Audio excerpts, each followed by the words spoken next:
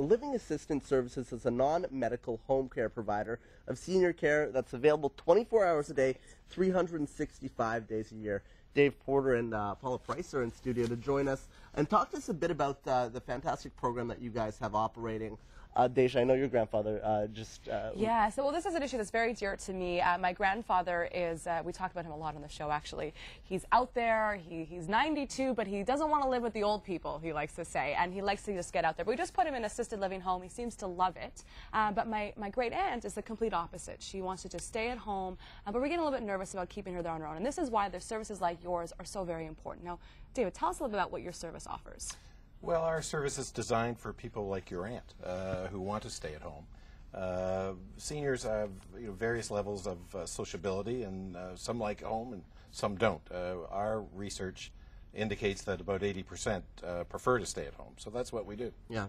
It's really about allowing them to continue to have their independence, but have the support necessary for them to be able to continue with that. Tell us a bit more, Paula, about the specifics as to what you guys do. Yes, we actually offer a range of services, primarily offering home support, the kinds of things that you're talking about, Deja, in terms of assisting with meal planning, laundry, accompanying people to appointments, that kind of thing. But we also, at Living Assistance Services, have a bit of a different service that we offer in terms of additional supplementary opportunities. So we have nurses, myself and Susan Sainsbury. We offer nursing consultation to families to help plan the kinds of things that you're talking about, whether it be transition into an institutional setting or whether it be to bring the resources such as physiotherapy or whatever to the home. Now, what do you find that people have the most trouble with at home on their own? What are some of their toughest struggles? Well, they're varied. I would say probably the #1 complaint is the ability to cook. With Alzheimer's and the number of Alzheimer's patients, it's a concern for many families, leaving the stove on, for instance. Right. Yeah. So a lot of families want to make sure that there's someone there to ensure safety more than anything. Well, my grandmother, once, she's an amazing cook, but once she cut herself very badly. Just a slip, and she's not one to do this normally because she cooks constantly. But it was very scary for us, not knowing that there was no one there to help her in that. Was she going to faint? Is she going to be okay? And it's services like yours that eliminate that is even a possibility. Right. And our personal support workers are trained to assist with home safety, specifically in the area of cooking. Yeah. Did you notice that there was a great need for this service in our community? Huge. Yes, actually the survey that we did identified that more people want to actually stay at home, and the business has grown so much over the last 10 years. It's unbelievable, the requests. Well, I'm thinking also the baby boomer generation, and getting to that point where they need a little extra help. Definitely, there's a huge population that's getting older, in our society. Talk a bit about the children of some of these seniors and the comfort that this service gives them. Yeah.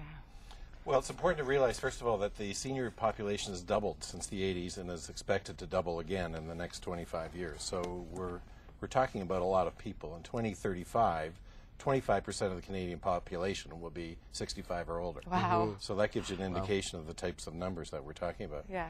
And as far as the families are concerned, quite honestly, what they're looking for is someone nice to look after their parents. It's really as simple as that. We provide them with PSWs, personal support workers. We interview probably 150 for every 1 or 2 that we hire. Oh, wow. So we're extremely careful we send because it's important. It's well, and that's the other thing. The government has this campaign out right now making folks aware about senior abuse, and sometimes when you don't know that somebody is trained and qualified, and you bring them into your home, you don't know who you're having take care of your folks. Right. It's a huge worry. This is why we have them checked out. We're meticulous about reference checks and those sorts of things. And the PSW course itself is a 16-week community college course, so they have to have an interest level, obviously, that takes them through that course. And we also introduce them to the client. We allow the client to pick between 2 and 3 caregivers. So at the end of the day, it's their choice. It's their. I want to say a quick hello to Shona. Hello, Shona. I met Shona. She's one of my grandpa's care workers, and they have a fantastic relationship with each other. He thanks her every day. He gives her trouble, but he loves her to death. Well, and that's so great. That kind of relationship they develop. And that's the thing as well. I mean, they're able to build those kinds of relationships with the caregivers, correct? Yes. And I would say that that's really the strength of our business is building relationships. From the first call that we have, David is usually the person that speaks with the client. And you're mentioning earlier about families. Families are often the ones that contact us. So from the very beginning, we start to build a relationship. And then once the personal support worker is in the home, the care provider, then we carry on our relationship that things are working out. And sometimes if it's not a good fit, we look and see if there's somebody else that So fits it's that really out. a collaborative process. Absolutely. Yes. Any special relationships you want to tell us about? Again, you know, Shona and my grandfather are a great example of you know, dynamic duo. But are there any relationships you want to tell us about? Well, nirvana for us really is when the caregiver falls in love with the family, and the family falls in love with the caregiver, and it happens all the time. Yeah.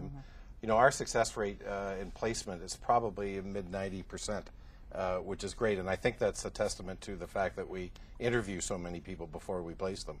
But this is a very good thing, and often goes on for years. Well, it can also, you know, tackle things like depression. What's the change in seniors that you see once you integrate a caregiver into the home?